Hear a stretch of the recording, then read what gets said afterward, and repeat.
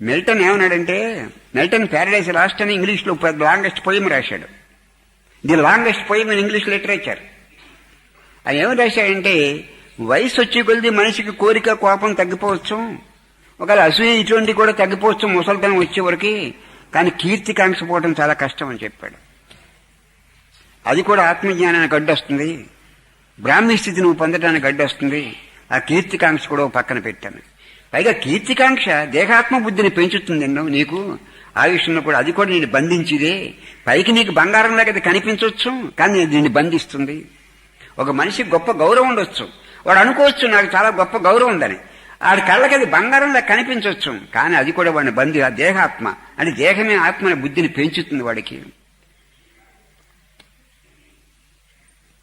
వాడికి ఆ రోజు శవబుద్ధి పెరిగిపోతుంది, శవబుద్ధి కలగదు, శవబుద్ధి పెరిగిపోతుంది.